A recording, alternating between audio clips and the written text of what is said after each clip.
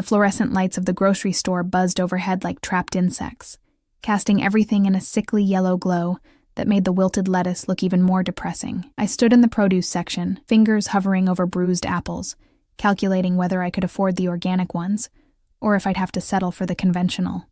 Again. The cold air from the refrigerated cases made goosebumps rise on my arms, visible through the thin fabric of my second-hand cardigan. 3 years of scraping by as a single mother had taught me to count every penny, to make every dollar stretch until it screamed. My daughter's laughter echoed from the cereal aisle where I'd left her comparing cartoon characters on boxes. Emma. My entire world compressed into 4 years of blonde curls and gap-toothed smiles, the reason I worked double shifts at the diner, the reason my hands were permanently wrinkled from dishwater, the reason I existed at all anymore. I reached for a bag of the cheaper apples when I felt it, that prickle on the back of my neck that meant someone was watching. The sensation crawled down my spine like ice water, and I turned slowly, expecting another creep, or maybe Mrs. Henderson from upstairs ready to complain about Emma's footsteps again. Instead, my eyes met darkness, not literal darkness, but the kind that seemed to emanate from a person, like shadows had learned to walk upright and wear $1,000 suits. He stood 3 feet away, perfectly still in a way that felt predatory, his dark eyes fixed on me with an intensity that made my breath catch. Tall, maybe 6'3", with black hair styled in that effortlessly expensive way that probably cost more than my monthly rent. His suit was charcoal gray, so dark it was almost black, tailored to perfection across shoulders that looked like they could carry the weight of kingdoms or corpses. But it was his face that made my fingers loosen on the apple bag. Beautiful in a dangerous way, all sharp angles and full lips that held the ghost of a smile, like he knew a secret about you that you didn't know yourself. A thin scar cut through his left eyebrow, a white line that only added to the sense of barely contained violence that surrounded him like cologne. And speaking of cologne, sandalwood and something darker, richer, like aged whiskey and leather. The scent reached me even across the distance, making my head feel light. "You dropped this." His voice was smooth, cultured, with the barest hint of an accent I couldn't place. He held out an apple, one of the organic ones, the expensive kind I'd been avoiding. I blinked, confused. "I didn't." "You did." Something flickered in his eyes, amusement maybe, or challenge. Just now. I hadn't dropped anything. I was certain of it. But the way he looked at me, like he expected me to take it, like refusing wasn't really an option. I found myself reaching out. Our fingers brushed as I took the apple, and electricity shot up my arm. His skin was warm, surprisingly so, and I jerked back like I'd been burned. "Thank you," I whispered, hating how small my voice sounded. He didn't move, didn't step back to give me space like a normal person would. Instead, his eyes traveled over my face slowly, deliberately, like he was memorizing every feature, every freckle, every sign of exhaustion that no amount of concealer could hide. The attention felt heavy, suffocating, like being pressed between glass slides and examined under a microscope. "Mommy!" Emma's voice cut through the moment like a knife. I turned to see her running toward me, her light-up sneakers flashing with each step. A box of Lucky Charms clutched to her chest like treasure. Panic flared in my chest, an instinct I didn't understand.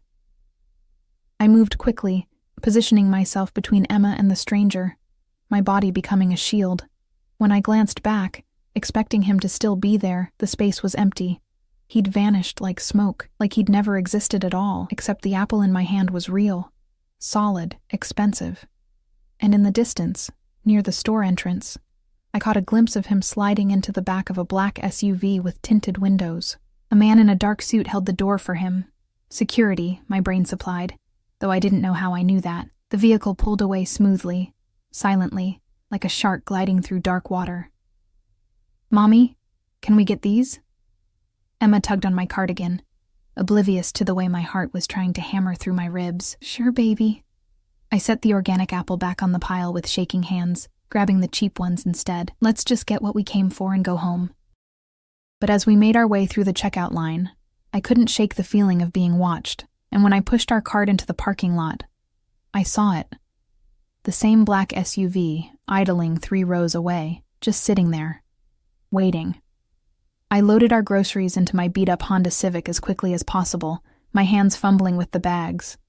Emma chattered about her day at preschool, about the new friend she'd made, about the picture she'd drawn of our apartment building. Normal. Everything was normal. Except it wasn't. The SUV followed us home, not obviously, not aggressively. It stayed back 3 or 4 car lengths, making the same turns I made, stopping when I stopped. By the time I pulled into the crumbling parking lot of our apartment complex, my palms were slick with sweat, despite the evening chill. I grabbed Emma and the groceries, moving quickly toward the building entrance. The SUV pulled in behind me but didn't park. It just waited, watching. "Mommy, you're holding too tight," Emma complained, and I realized I was gripping her hand hard enough to hurt. "Sorry, sweetheart." I loosened my hold, but didn't let go as I fumbled with my keys, dropping them twice before finally getting the door open. Safe. We were safe. I carried the groceries up 3 flights of stairs to our tiny 1-bedroom apartment, my breathing ragged by the time I unlocked our door and rushed inside. Emma ran immediately to her toy corner. Really just a section of the living room where we'd set up her dollhouse and stuffed animals. I went to the window, pulling the curtain aside just enough to peek down at the parking lot. The SUV was gone. Relief and confusion warred in my chest. Maybe I'd imagined it. Maybe I was so tired, so stressed from the constant juggling of bills and shifts and single parenthood, that my brain had invented threats where none existed. I was putting away the groceries when my phone buzzed. Unknown number. My thumb hovered over the screen for a long moment before I opened the message. "You forgot the organic apples. I'll make sure you get better next time. D." The phone slipped from my fingers, clattering on the linoleum floor. Emma looked up from her dolls, concerned. "Mommy?" "It's okay, baby." Mommy just dropped her phone. I picked it up with shaking hands, staring at the message like it might bite me. How did he get my number? How did he know where I lived? Who was he? And why did part of me, some dark, desperate part I didn't want to acknowledge, feel thrilled instead of terrified? I deleted the message and blocked the number, then triple-checked that our door was locked and the chain was in place. Emma needed dinner, a bath, a bedtime story, normal things, safe things. But as I moved through our evening routine, I couldn't stop thinking about dark eyes and expensive suits, about the way he'd looked at me like I was something precious and rare, like I mattered. It had been so long since anyone had looked at me that way, 3 years to be exact. 3 years since my ex-husband, Marcus, had looked at me with anything other than contempt or indifference. 3 years since the divorce, since he'd made it clear that I wasn't enough, pretty enough, interesting enough, worth enough. He'd wanted someone sophisticated, someone who fit into his corporate world of cocktail parties and networking events, not a waitress who smelled like coffee and French fry grease. I pushed the thoughts away as I tucked Emma into our shared bed. I slept on the couch so she could have the bedroom. Her eyes were already drooping as I read her favorite story about a princess who saved herself. "Mommy," she murmured sleepily, "why did that man look at you funny at the store?" My blood ran cold. "What man, baby?" "The one in the black suit. He smiled at you, but it was a weird smile. Like..." She yawned. "Like he was hungry." I kissed her forehead, my lips trembling against her skin. "Just a friendly stranger, sweetheart. Go to sleep." But after she drifted off, I sat in the dark living room, staring at my phone. The blocked number had sent another message. Somehow, impossibly, another message. "You can't block me, Sophia, and you shouldn't try. What's coming for you is inevitable. But don't worry, I protect what's mine." I didn't remember telling him my name. The diner smelled like it always did. Burnt coffee, grease, and the faint underlying note of bleach that never quite masked the other odors. I tied my apron around my waist, the fabric stiff and stained despite my best efforts to keep it clean. My reflection in the metallic napkin dispenser showed dark circles under my eyes, evidence of another sleepless night spent jumping at every sound, checking the locks on the door every hour. It had been 2 days since the grocery store. 2 days of silence from the mysterious number. 2 days of convincing myself I'd overreacted, that he was just some eccentric rich guy with boundary issues, nothing more.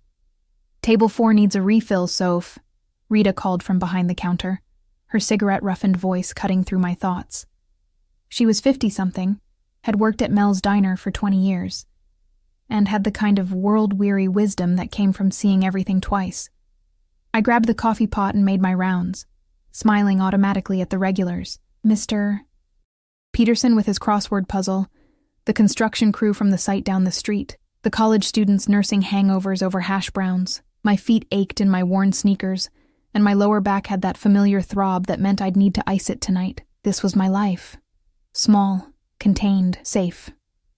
The bell above the door chimed, and I glanced up automatically, my customer service smile already in place. It died on my lips. He stood in the doorway like he owned it. Like he owned everything his eyes touched. The same charcoal suit, or maybe a different one, just as expensive. Dark eyes swept the diner, cataloging exits and occupants in a way that made the hair on my arms stand up. Behind him, 2 men in dark suits flanked the entrance. Security, unmistakably. They didn't come inside, just stood there like sentinels, hands clasped in front of them in that universal bodyguard stance. Every conversation in the diner faltered. Even Mr. Peterson looked up from his puzzle, sensing the shift in atmosphere, because that's what happened when someone like him entered a space like this. The air changed, became charged with something electric and dangerous. His eyes found mine across the room, and a slow smile curved his lips. Predatory. Satisfied. He'd found me. My hands trembled, making the coffee pot rattle against the mug I was holding. The construction worker whose coffee I'd been pouring looked up at me, concerned. "You okay, sweetheart?" "Fine," I managed, setting the pot down before I dropped it. "I'm fine." But I wasn't fine, because he was walking toward me now, moving with that fluid grace that spoke of complete physical confidence, of a body trained for violence wrapped in expensive fabric. People instinctively moved out of his way, chairs scraping against linoleum as diners unconsciously leaned back. He slid into an empty booth, my section, of course, and waited. Those dark eyes never left my face. Rita appeared at my elbow, her voice low. "Who the hell is that?" "I don't know," I whispered back, and it was true. I didn't know his name, didn't know what he wanted, didn't know why he'd sought me out. But my body knew something was wrong. Every instinct screaming at me to run. "Well, he's in your section. Better go take his order before he decides to buy the place just to fire you." Rita's attempt at humor fell flat. Even she could sense the danger radiating from the booth. I approached slowly, my order pad clutched like a shield. Up close, he was even more devastating. Those sharp cheekbones, the full lips, the scar through his eyebrow that should have marred his beauty but somehow enhanced it. And his eyes, God. His eyes held depths I didn't want to explore. Darkness that promised both pleasure and pain. "What can I get you?" My voice came out steadier than I expected. "Coffee, black." He leaned back against the worn vinyl, completely at ease despite the grease-stained surroundings that were so far beneath him they might as well be in different universes. "And your time?" "My time isn't on the menu. Everything has a price, Sophia." The way he said my name, like a caress, like a threat, made my stomach flip. "I'd like to discuss yours. I'm working." "I can wait." He pulled out his phone, sleek, expensive, probably cost more than my car, and set it on the table. I'm a patient man when I want something. The implication hung in the air between us, heavy and suffocating. I wanted to tell him to leave, to stop following me, to forget I existed, but the words stuck in my throat because part of me, that traitorous, desperate part, wanted to know what he wanted to feel the weight of his attention for just a little longer. I poured his coffee with shaking hands and retreated to the counter, hyper-aware of his gaze following my every movement. He didn't drink the coffee, didn't order food, just sat there watching me work for the next hour, watching me take orders, deliver plates, refill drinks, clean tables. Every time I glanced his way, those dark eyes were waiting, patient as a spider in its web. The lunch rush came and went. He remained. My shift was supposed to end at 3. At 2:30, Rita pulled me aside, her face worried. "Soph, that guy hasn't moved in 2 hours. Hasn't ordered anything but coffee he's not drinking. Just keeps staring at you like you're something he's planning to consume." I don't like it. I don't either. Want me to call the cops? I almost laughed. Call the cops on a man who clearly had the kind of money and power that made law enforcement irrelevant? A man with professional security waiting outside? And tell them what? That a customer is sitting quietly in a booth? Rita's jaw tightened. Fine. But I'm walking you to your car. At 3 o'clock, I untied my apron with fingers that wouldn't stop trembling. I'd made $73 in tips. A good day, enough to cover Emma's daycare and maybe put a little toward the electric bill. I shoved the cash in my pocket and grabbed my purse from the back room, trying to formulate a plan. When I emerged, he was standing by the door, waiting. The booth was empty behind him, and a $100 bill sat on the table. Payment for a single cup of untouched coffee. "Let me drive you home." It wasn't a request, despite the phrasing. "I have a car." That's falling apart. I noticed the exhaust issue and the bald tires. His voice was matter-of-fact, like he was discussing the weather instead of revealing that he'd inspected my vehicle. It's not safe. Fear and anger warred in my chest. "You had no right." "I have every right." He stepped closer, and I caught that scent again. Sandalwood and whiskey, intoxicating and terrifying. "You're mine, Sophia. You just don't know it yet. I'm not anyone's." The words came out fierce, stronger than I felt. "I'm not interested. Whatever this is, whatever you think you want, I'm not available. I have a daughter, a life, Emma. 4 years old, attends Little Sunshine Preschool, likes strawberry ice cream and stories about brave princesses." His expression didn't change, but something flickered in those dark eyes. "I know everything about you, Sophia. Where you live, where you work, what time you pick up your daughter, what you order from the Chinese place on Friday nights when you're too tired to cook. I know your ex-husband pays child support sporadically at best, that you're 3 months behind on rent, that you've been skipping meals to make sure Emma has enough." The blood drained from my face. "How?" "Because I wanted to know." He said it simply, like it was obvious. And when I want something, I learn everything about it, every detail, every vulnerability, every need. Rita appeared beside me, her hand on my arm, protective. "The lady asked you to leave her alone." He didn't even glance at Rita. His eyes stayed locked on mine, burning with an intensity that made my knees weak. "I'm offering you a solution, Sophia. A way out of this." He gestured around the diner with barely concealed disdain. "Existence you're trapped in. I'm not trapped. You're drowning." The words cut because they were true.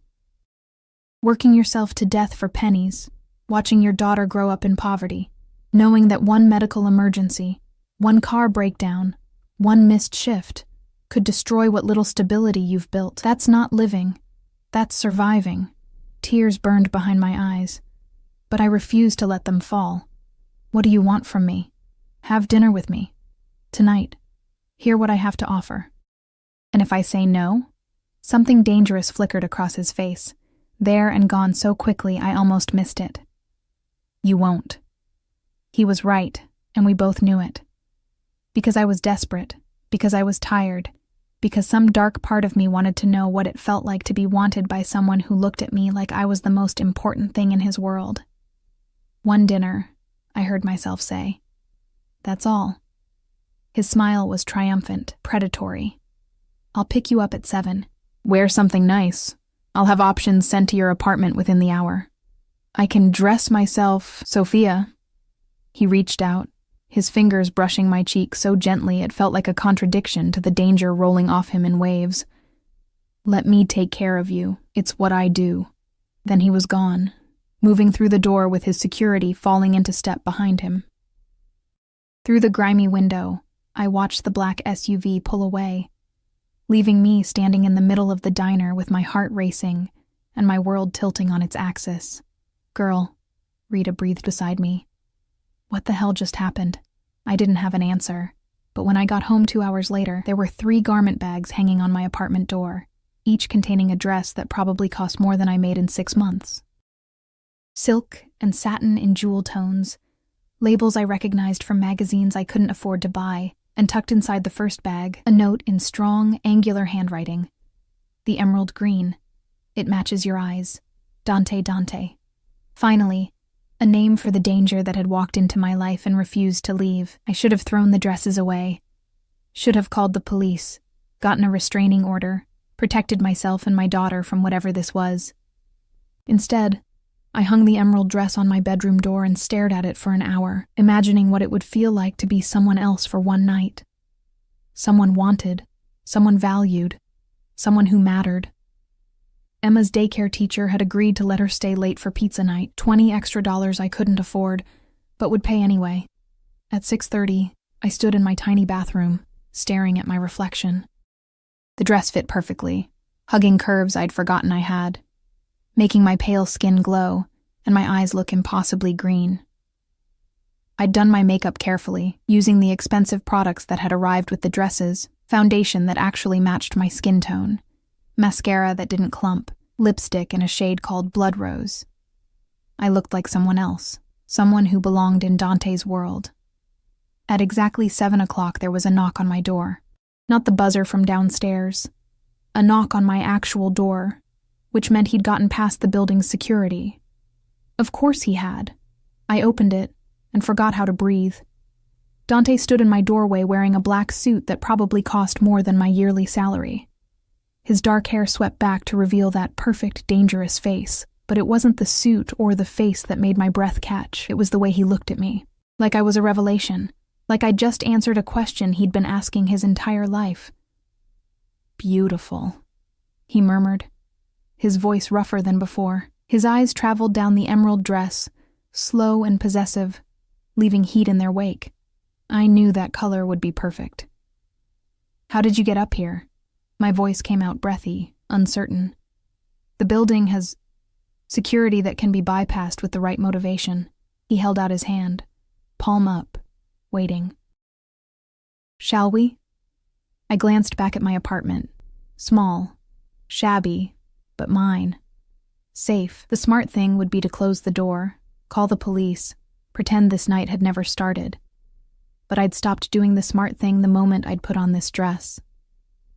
I placed my hand in his fingers closed around mine, warm and strong, and electricity shot up my arm. He pulled me into the hallway, then surprised me by stepping closer, his free hand coming up to cup my face. The touch was gentle, reverent even, completely at odds with the danger I knew he represented. "You're trembling," he observed, his thumb stroking my cheekbone. "I'm terrified," I admitted, because lying to him felt impossible. "Good." His smile was dark, satisfied. "Fear means you're paying attention, but you'll learn, Sophia. I would never hurt what belongs to me. And you belong to me now." The possessiveness in his words should have sent me running. Instead, it ignited something low in my belly, something I didn't want to examine too closely.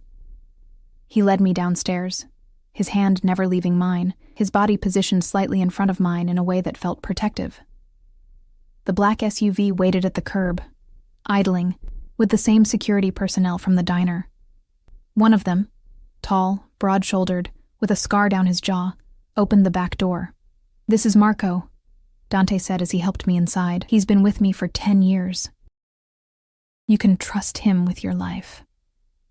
The interior of the SUV was pure luxury. Leather seats softer than my couch, tinted windows that made the outside world seem distant and unreal. Dante slid in beside me, close enough that I could feel the heat radiating from his body, smell that intoxicating cologne. The door closed, sealing us in our own private world. "Where are we going?" I asked, as Marco pulled smoothly into traffic. "Somewhere we can talk without interruption." Dante's hand found my knee, possessive, his palm warm through the silk. "Somewhere you'll be comfortable. I'm not comfortable anywhere near you." His laugh was low, genuine. Honesty, I appreciate that. His fingers traced small circles on my knee, the touch maddeningly distracting. "Most people tell me what they think I want to hear. You tell me the truth, even when the truth is that you're scaring me?" "Especially then." His expression sobered, those dark eyes boring into mine. "I don't want your fear, Sophia. I want your trust. But trust takes time, and we don't have much of that. What does that mean? Before he could answer, his phone buzzed.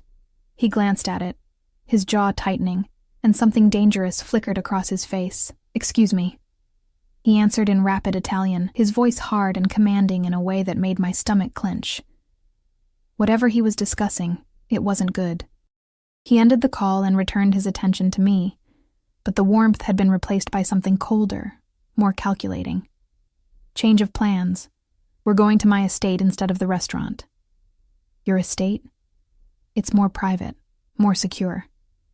He said it like security was a normal concern for a dinner date, like everyone traveled with armed guards and worried about privacy. Dante, who are you? His smile was sharp, dangerous. You haven't figured it out yet. I'm disappointed. But I had figured it out, or at least part of it. The security, the obvious wealth, the way people moved out of his path, the barely leashed violence that surrounded him like an aura. He wasn't just rich. He was powerful in a way that had nothing to do with legitimate business. I couldn't say it. Couldn't make it real. Careful, Sophia. His hand tightened on my knee, not painful, but firm. Some words, once spoken, can't be taken back. And once you know certain things, you become part of that world whether you want to or not. Fear shot through me, sharp and cold. Let me out. I want to go home. No, you don't. His voice was gentle but implacable. You want safety, security, a better life for your daughter. You want to stop drowning. I can give you all of that. In exchange for what? You. Simple, direct, terrifying. Be mine, Sophia. Completely, wholly mine. Let me protect you, provide for you, give you everything you've been denied. And in return, you give yourself to me. That's insane. I don't even know you. You know enough. The SUV turned onto a private road, trees closing in on either side like a tunnel. You know I want you. You know I'm powerful enough to take care of you and Emma. You know that whatever I am, whatever I do, I keep my people safe, always. My people. Like I was already his, like the decision had been made before I even realized there was a choice. The estate emerged from the trees like something from a movie. Massive stone walls, wrought iron gates that opened automatically, manicured grounds stretching into the darkness. The house itself was a mansion, all modern lines and floor-to-ceiling windows glowing with warm light. This is your home? My voice came out awed despite my fear. One of them. He helped me out of the SUV, his hand on my lower back, guiding me toward the entrance. I have properties in New York, Chicago, Rome, and Sicily. But this is where I stay when I'm in the city. It's the most secure. More security personnel nodded as we passed, each one eyeing me with curiosity. How many people did he employ? How much power did he actually have? Inside, the house was breathtaking. Soaring ceilings, marble floors, art that belonged in museums, but it wasn't cold or sterile. Warm lighting softened the edges, comfortable furniture invited you to sit, and the faint scent of jasmine drifted from somewhere deeper in the house. Are you hungry? Dante asked, leading me through the foyer into a formal dining room where a table was already set for two, candles flickering between place settings that probably cost more than my entire kitchen.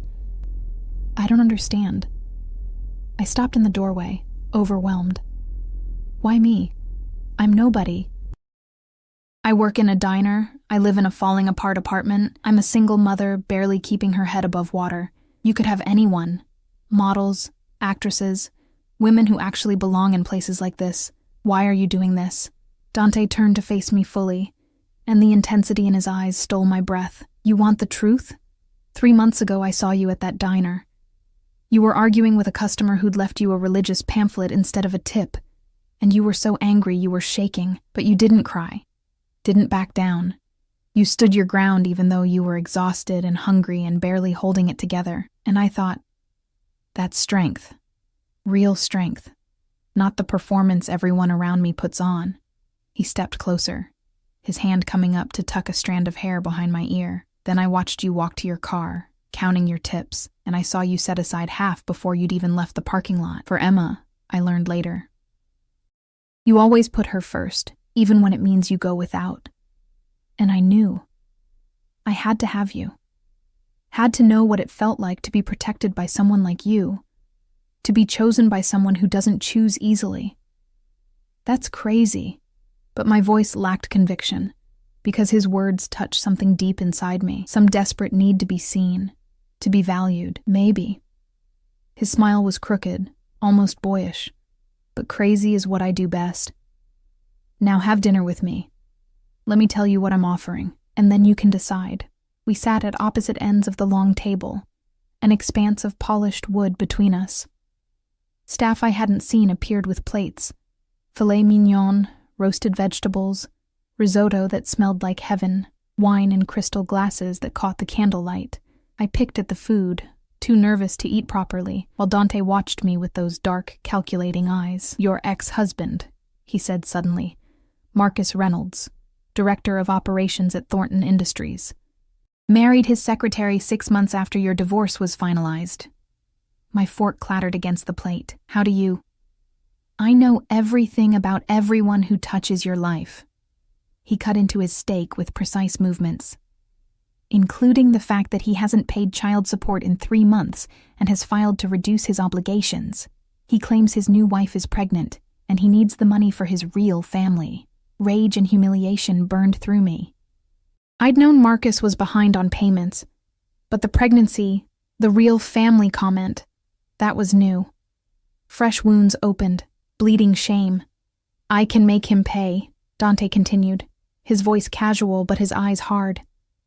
Every penny he owes, plus interest, plus whatever you need for Emma's future. I can make him regret ever treating you as less than you are. Why would you do that? Because you're mine now.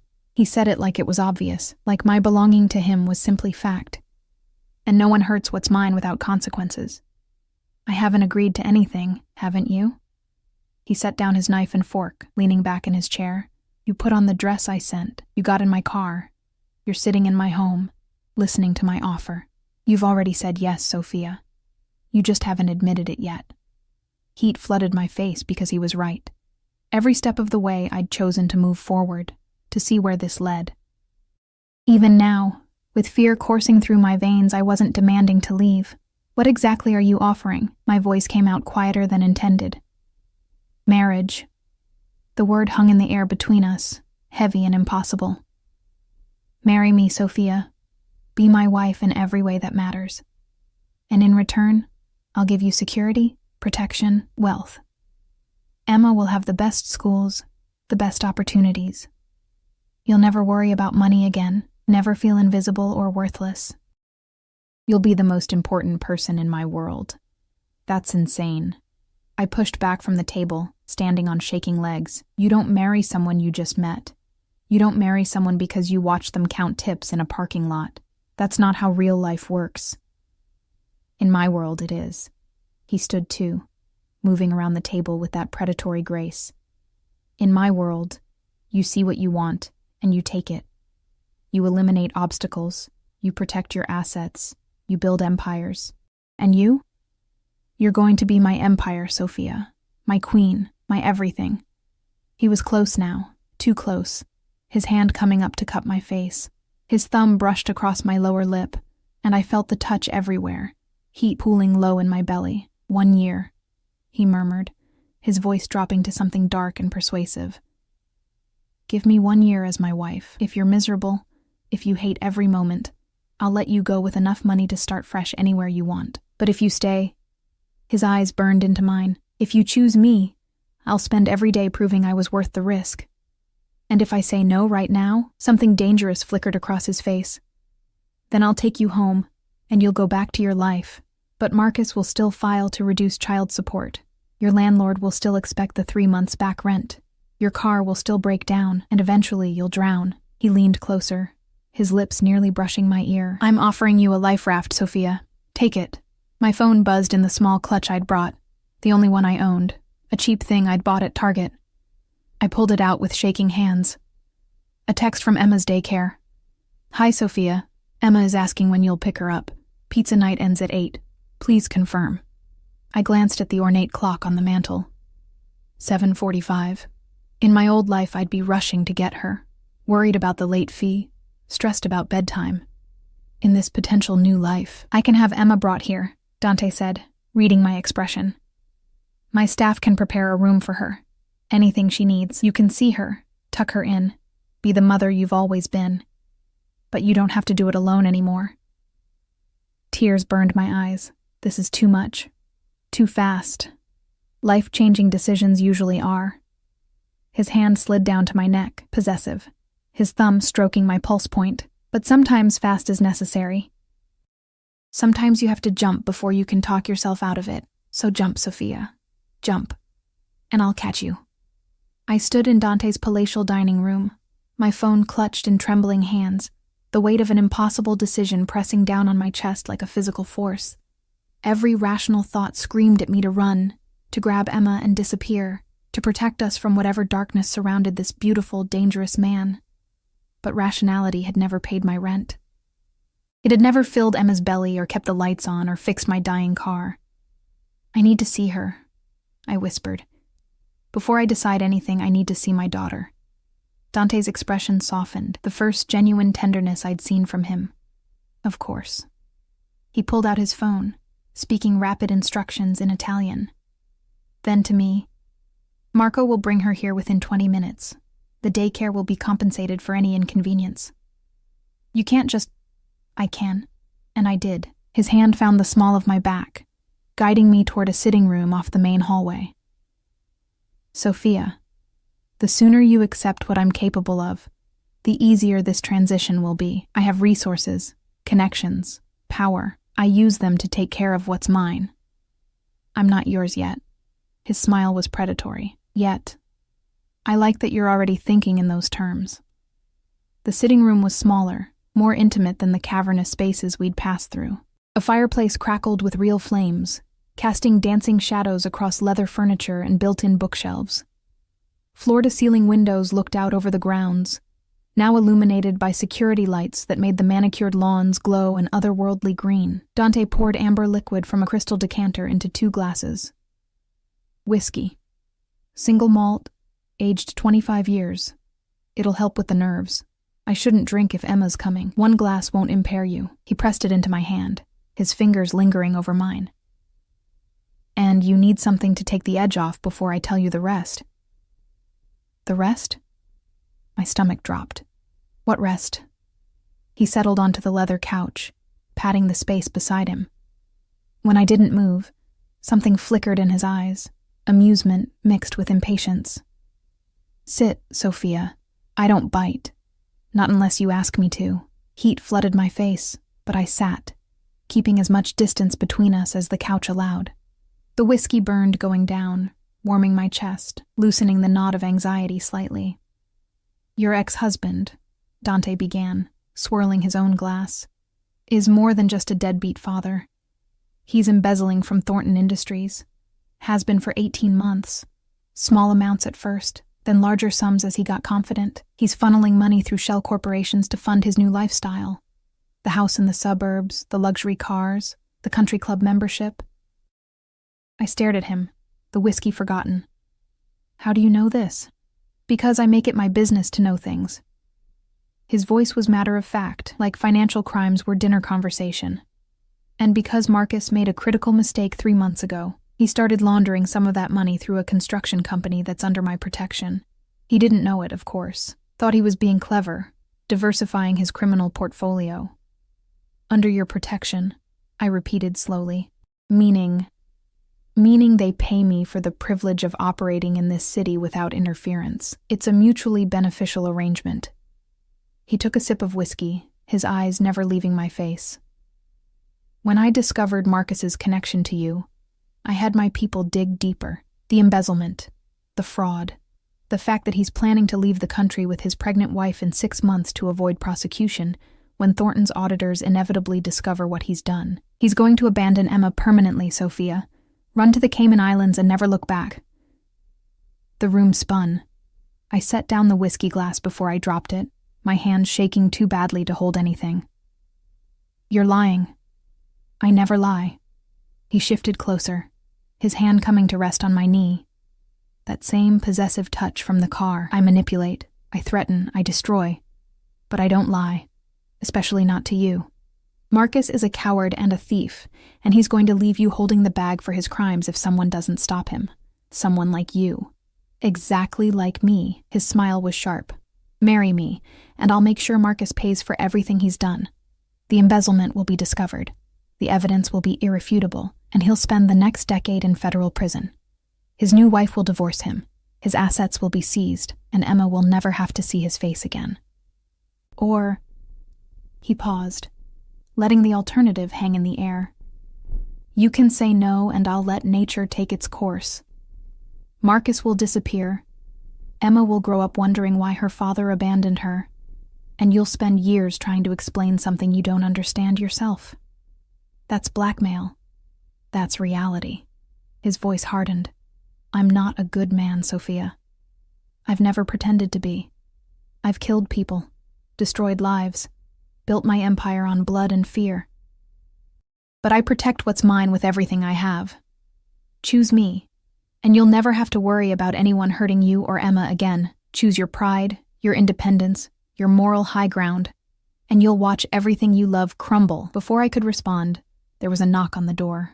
Marco appeared, and my heart stopped because Emma was with him, her small hand dwarfed by his massive one, her eyes wide as she took in the opulent surroundings. Mommy!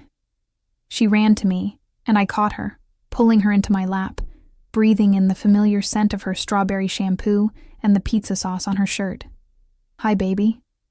I kissed her forehead, my eyes burning with unshed tears. Did you have fun at pizza night? Uh-huh. We made our own pizzas, and mine had extra cheese and... She stopped, noticing Dante for the first time. Her small body tensed in my arms. Who's that? This is Mr. Moretti. The name felt heavy on my tongue, dangerous. Dante's entire demeanor changed. The predator vanished, replaced by something softer, almost gentle. He crouched down to Emma's eye level, careful to keep distance between them. Hello, Emma. Your mother told me you like strawberry ice cream. Emma looked at me for permission. I nodded, not trusting my voice. I do, she said shyly. It's my favorite. Mine too. Dante's smile was genuine, transforming his dangerous face into something almost beautiful. Would you like some? My kitchen makes the best strawberry ice cream you've ever tasted. Can I, Mommy? I should have said no. Should have grabbed her and run for the door. Consequences be damned. But I looked into Dante's eyes and saw something unexpected. Sincerity. Whatever he was, whatever darkness lived inside him, his offer to Emma was genuine. Okay, I whispered. But just a small bowl. It's almost bedtime. Dante stood, speaking quietly to Marco, who nodded and held out his hand to Emma. Come on, little one. Let's go find that ice cream. Emma hesitated, looking back at me. You're coming too, right, Mommy? I'll be right here when you get back. I promised. I just need to talk to Mr. Moretti for a few minutes. After they left, silence filled the room like water, suffocating and heavy. Dante poured himself another whiskey, his back to me, shoulders tight with tension. She looks like you, he said finally. Same eyes, same stubborn chin. Don't, my voice cracked. Don't use my daughter to manipulate me. I'm not. He turned, and the raw honesty in his face shocked me. I'm telling you that seeing her, seeing you with her, it only makes me more certain. You're both coming into my life, Sophia. Both under my protection. Emma will have everything she needs, everything she deserves. Private schools, college funds, security that ensures no one ever hurts her. I'll be... He stopped, something vulnerable flickering across his features. I'll be the father Marcus never was. You can't just decide that. I already have. He crossed to me, kneeling so we were eye level. I grew up in violence, Sophia. My father was a monster who ruled through fear and brutality. I watched him destroy my mother slowly, year by year, until there was nothing left of the woman she'd been. I swore I'd never be him, never treat someone I loved the way he treated her. And I haven't. I'm ruthless in business, merciless with enemies. But with you? With Emma? I'll be whatever you need me to be. His hands framed my face, thumbs stroking my cheekbones. I know you're scared. I know this seems insane, but sometimes the insane choice is the right one. Sometimes you have to trust your instincts instead of your fears, and your instincts brought you here tonight, put you in that dress, kept you from running when you had a dozen chances to leave. What if I can't do this? Tears finally spilled over, hot against my cheeks. What if I'm not strong enough to be what you need? You're the strongest person I've ever met. His voice was fierce, certain. You've survived poverty, abandonment, single motherhood, and you've done it with grace. You haven't become bitter or broken. You've protected your daughter, maintained your dignity, kept fighting even when every odd was stacked against you. That's not weakness, Sophia. That's steel wrapped in silk. He kissed my forehead, gentle and reverent. Marry me. Let me prove that choosing me isn't a mistake. Let me show you what your life can be when someone actually values you the way you deserve. Emma's laughter drifted from somewhere deeper in the house, bright and carefree, the sound of my daughter happy, safe, unburdened by the stress that had become our normal. I thought about our apartment with its leaking ceiling and broken heater, about the mounting bills and the constant fear that one emergency would destroy us, about Marcus planning to abandon Emma permanently while I struggled to keep us afloat, and I thought about Dante's offer: security, protection, a life where I didn't have to choose between eating and paying rent, where Emma could have opportunities instead of limitations. 1 year, I heard myself say. You said 1 year to decide if I want to stay. Triumph flashed in his eyes, quickly masked. 1 year. But I'm warning you now, Sophia. I play to win. By the time that year is up, you won't want to leave. You're very confident. I know what I want, and I know how to get it. His smile was dark, promising. And right now, I want you more than I've wanted anything in my entire life. When? The word came out barely above a whisper. Tomorrow. He stood, pulling me up with him, his hands sliding down to my waist. I have a judge who owes me favors. We'll do it here, private ceremony, just us and Emma. Then I'm taking you both somewhere safe while I handle Marcus and secure everything that needs securing. This is crazy, I breathed. But I wasn't pulling away from his touch. The best things usually are. He leaned down, his lips brushing my ear. Say yes, Sophia. Say you'll be mine. Emma's voice called from the hallway. Mommy, this ice cream is amazing. I looked toward the sound of my daughter's joy, then back at Dante's dark, dangerous eyes. Eyes that promised both salvation and damnation, protection and possession. Yes, I whispered and felt my old life shatter like glass. I'll marry you. His kiss was fierce, claiming, a brand of ownership that should have terrified me. Instead, it ignited something wild and desperate in my chest, the feeling of being wanted so intensely that nothing else mattered. When he pulled back, his eyes blazed with satisfaction. Mine, he murmured against my lips. Finally mine. And somewhere in the expensive, beautiful house that would become my new home, my daughter laughed, unaware that our lives had just changed forever. The wedding happened exactly as Dante promised. 24 hours after I'd said yes, I stood in a private chapel on his estate wearing a dress that cost more than my car. Ivory silk that flowed like water, delicate lace at the shoulders, a train that pooled at my feet like spilled moonlight. Emma stood beside me as my flower girl, wearing a miniature version in pale pink, her face glowing with excitement. She didn't understand what was happening. Not really. To her, this was a fairy tale. A princess story come to life, if only she knew the truth. Dante stood at the altar in a black suit, looking every inch the prince from Emma's stories. Beautiful, powerful, terrifying. The judge spoke words I barely heard, my heart pounding so loudly it drowned out everything else. Do you, Sophia Marie Reynolds, take this man? I looked at Emma, at her hopeful face, then at Dante, at the dark promise in his eyes. I do. His kiss as my husband was possessive, thorough, a public claiming that left me breathless, and when he pulled back, his smile was victorious. Mrs. Moretti, he murmured. Mine. The wedding night was a blur of sensations I wasn't prepared for. His hands on my skin, his mouth tracing patterns of fire across my body, his whispered promises of protection and possession tangled together until I couldn't tell them apart.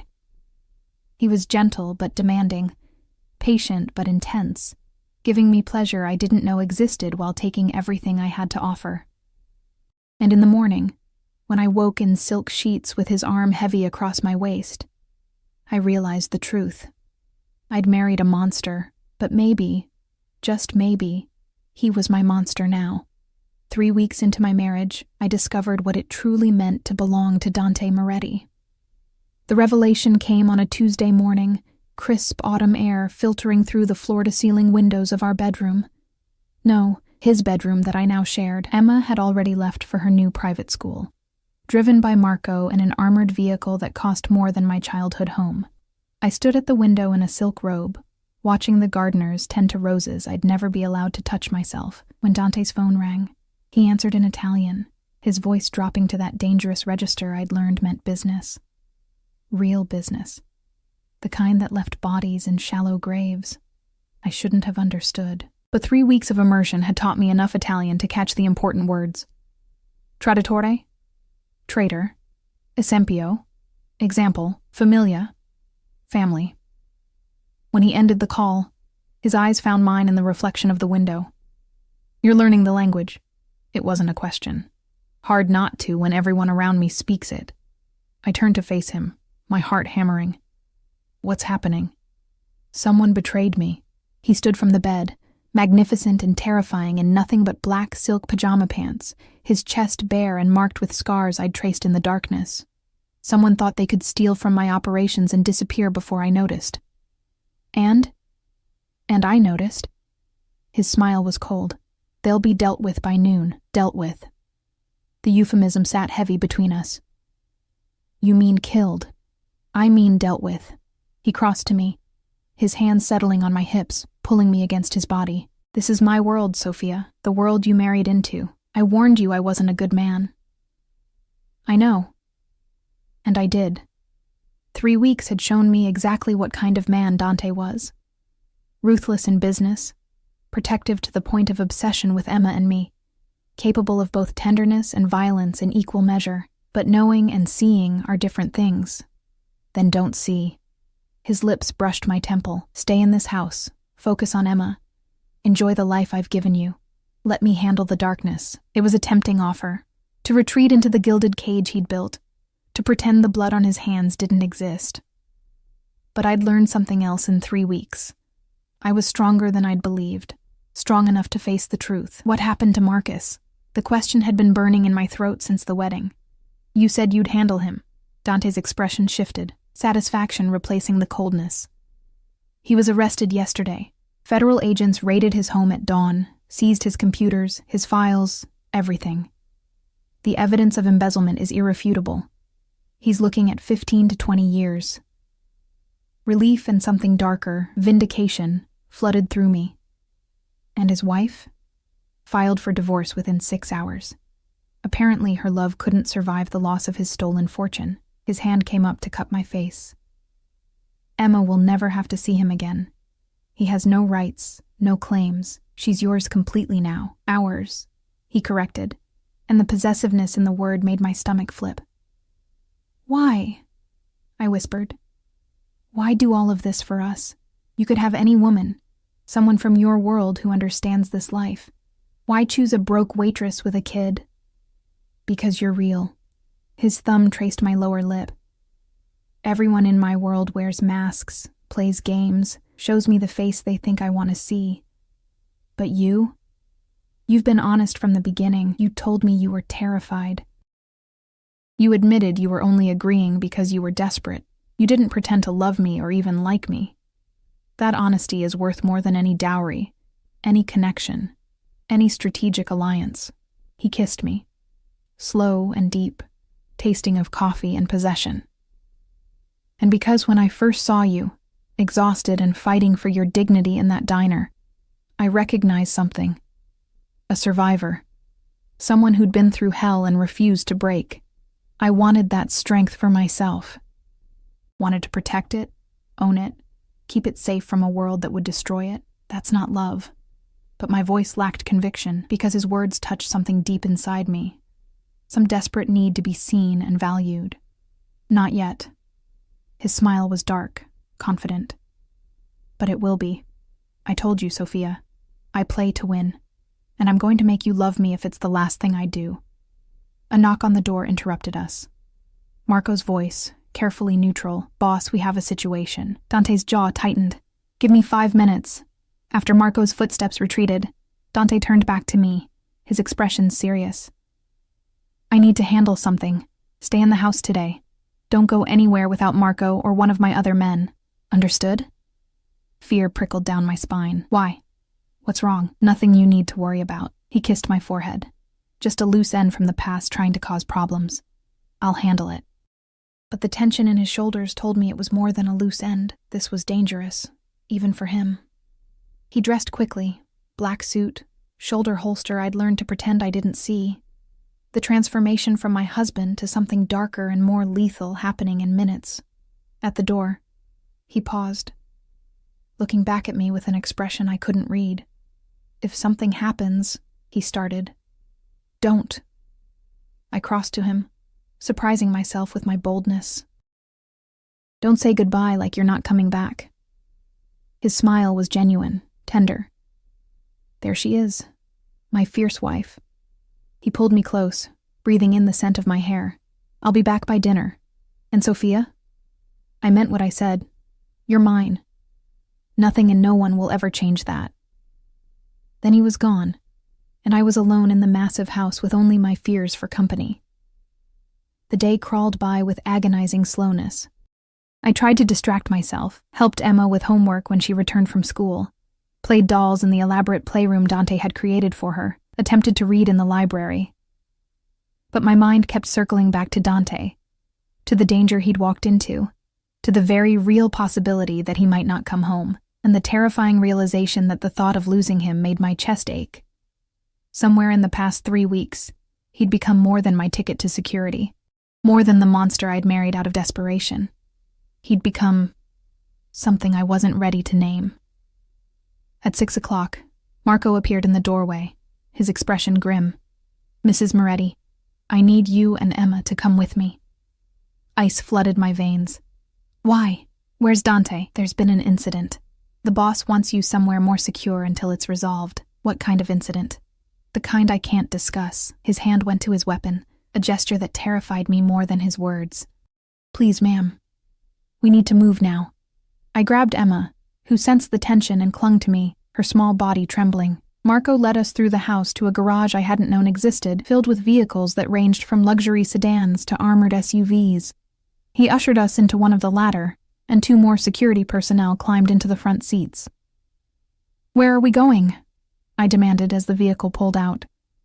"Safe house, 20 minutes outside the city." Marco's eyes scanned the streets constantly, his body tense. "The boss has enemies who made a move today. They failed, but there might be retaliation. This is precautionary. Is he hurt?" Marco's hesitation told me everything. "He's operational." Operational. Not fine, not safe, operational. Like he was a machine still functioning despite damage. The safe house turned out to be another mansion, slightly smaller but no less fortified. I'd barely gotten Emma settled in a bedroom when my phone rang. Dante's name flashed on the screen. "Are you safe?" His voice was rough, strained. "Yes, Marco got us out." "Dante, what happened?" "A rival family thought they could take me out, eliminate the competition." A pause, the sound of movement.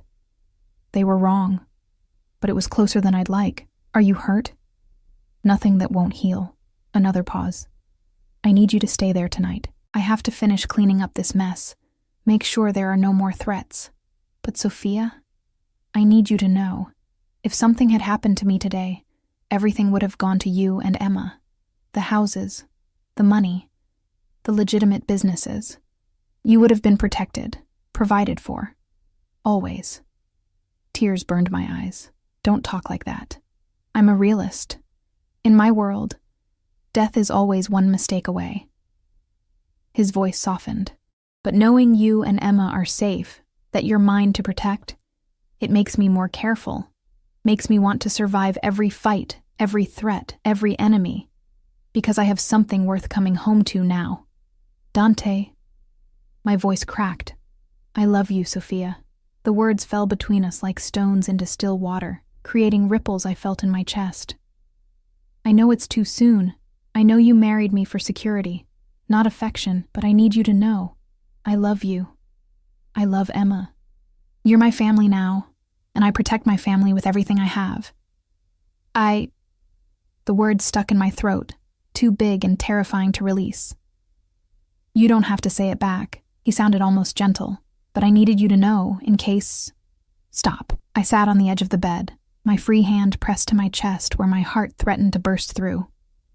Just come home to us. Safe. That's all I need right now. I will. A promise, dark and binding.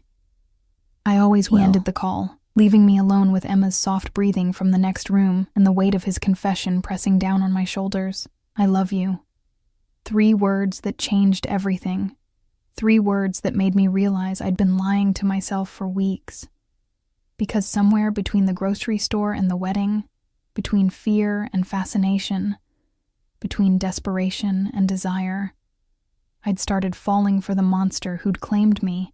Dante returned the next morning, looking like he'd walked through war. A cut above his eyebrow, bruises darkening his jaw, his suit jacket missing, and his shirt stained with blood, but alive. Whole. Mine. I met him at the door, Emma still sleeping upstairs, and without thinking, I threw myself into his arms.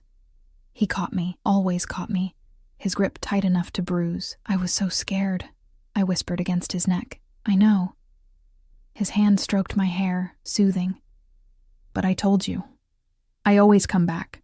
I pulled away enough to look at his face, at the evidence of violence that marked his beautiful features. What happened? The Castellano family made their move. They thought taking me out would let them absorb my territories. His smile was dark, satisfied. They're regretting that decision now. The ones who survived, anyway. I should have been horrified, should have recoiled from the casual mention of death. Instead, I reached up and touched the cut above his eyebrow gently. You need medical attention. I need you. He caught my wrist, his thumb pressing against my racing pulse.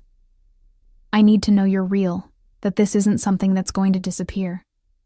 I'm not going anywhere. The admission felt like jumping off a cliff.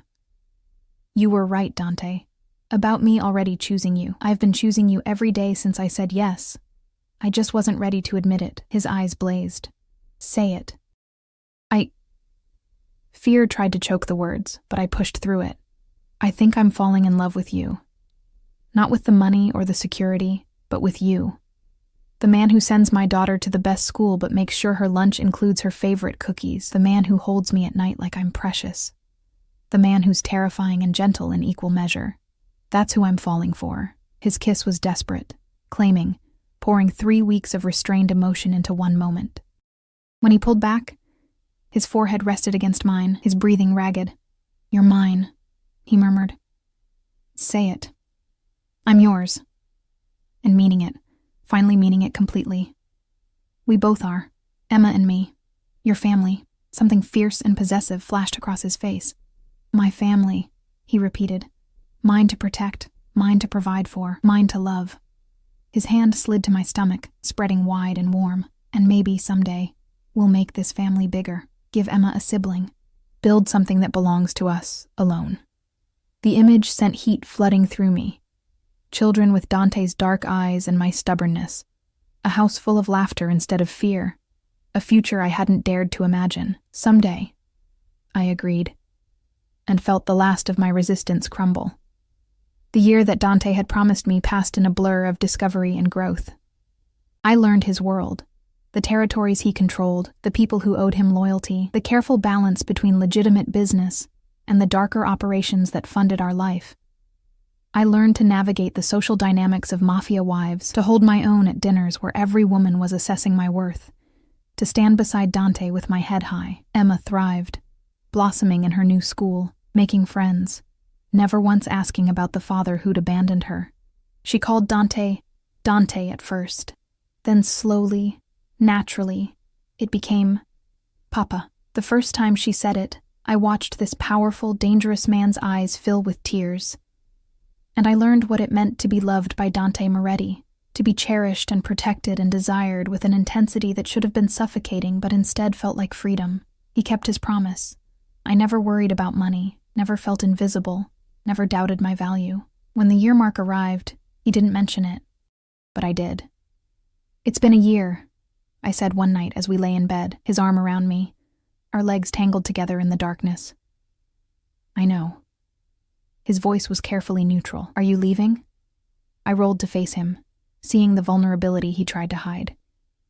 "No, I'm staying, not because of the money or the security, but because I love you.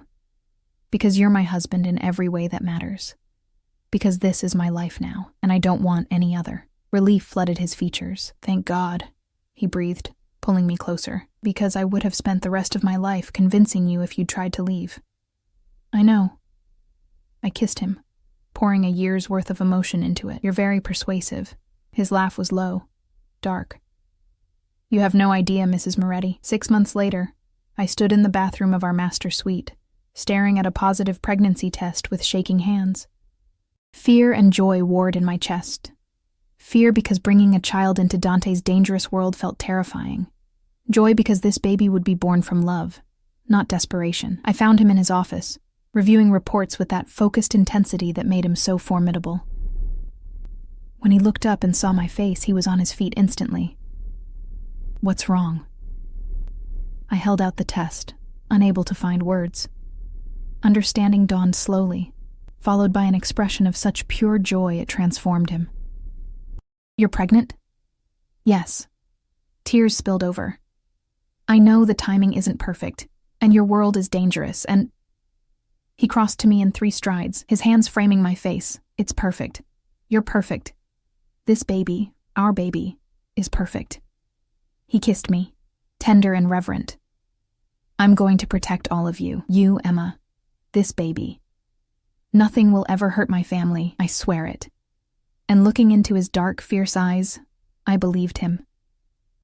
The baby came 8 months later, a boy with Dante's dark hair and my green eyes. We named him Luca, after Dante's grandfather who'd helped him escape the worst of his father's violence. Emma was instantly smitten, hovering over her baby brother with protective devotion that made my heart ache. 2 years after I'd said yes to a dangerous stranger in a grocery store, I stood in the garden of our estate, watching Dante teach Emma to tend the roses, while Marco held baby Luca a safe distance away. The sun was setting, painting everything gold, and for a moment, everything was perfect. "Happy?" Dante's voice came from behind me, his arms circling my waist, his chin resting on my shoulder. "Yes." Simple, honest, true. "I never thought I could be this happy. I told you I'd prove you made the right choice." His lips brushed my ear. "Still think marrying me was insane?" I turned in his arms, looking up at the face that had terrified me once, but now represented safety, love, home. "Completely insane," I agreed. "And the best decision I ever made." His kiss was soft, sweet, tasting of promises kept and futures built. "Mine," he murmured against my lips. "Yours," I confirmed, "always yours." And in the fading light, surrounded by the family we'd built from desperation and desire, I finally understood what Dante had known from the beginning. Sometimes the craziest risks lead to the greatest rewards. Sometimes monsters make the best protectors. And sometimes a chance encounter in a grocery store can change your entire world. 3 months later, I ran into Marcus outside a courthouse where he was being transferred between facilities. He looked smaller somehow, diminished by prison jumpsuits and defeat. His eyes widened when he saw me.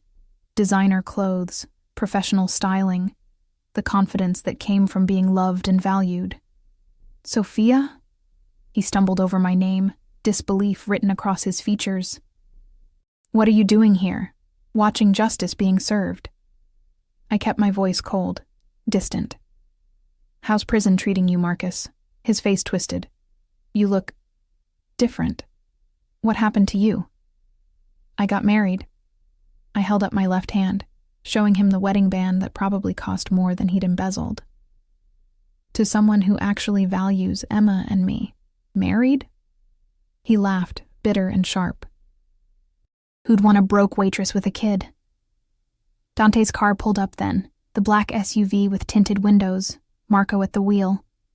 and Dante himself stepped out, moving to my side with that predatory grace, his hand settling possessively on my lower back. Marcus's face went white. "Dante Moretti," he breathed, recognition and terror mixing. "You married. Oh, God." "Still single, I guess?" I repeated his words from years ago, the ones that had cut so deep. "Actually, no. I married a man who knows my worth, who provides for his family, who would never abandon his children." I leaned closer, making sure he heard every word. "Thank you, Marcus, for being such a terrible husband that I was desperate enough to take a chance on someone better. Best decision I ever made." Dante's smile was sharp, dangerous. "Mr. Reynolds, I'd say it's a pleasure, but I don't lie to irrelevant people." His arm tightened around me, claiming and protective. "Enjoy your accommodations. I made sure you got a cellmate who really values family loyalty. He's going to have fascinating conversations with you about men who abandon their children." Terror flashed across Marcus's face as guards pulled him away, back toward the transport vehicle. I watched him go, feeling nothing but satisfaction. "Feel better?" Dante asked as we climbed back into the SUV. "Much." I settled against him, breathing in his familiar scent. "Thank you for everything." "You never have to thank me for protecting what's mine." He kissed my temple. "Now, let's go home. Emma's been asking when we'll be back, and Luca needs his evening feeding." Home. Not my apartment with its leaking ceiling. Not the life of struggle and desperation. Home was Dante's estate, our children, the family we'd built from impossible odds. As Marco pulled away from the courthouse, I looked back one last time at Marcus being loaded into the prison transport. My ex-husband who'd thrown away everything. And then I looked at Dante, my husband who'd given me everything. "I love you," I said, simple and true. His smile was genuine, tender. "I know. And I love you. Forever, Sophia. You're stuck with me now." "Good," I murmured, meaning it with every fiber of my being. That's exactly where I want to be. The SUV carried us home through the fading light, toward the life I'd chosen, the family I'd built, the love I'd found in the most unlikely place. And for the first time in years, I wasn't just surviving, I was living.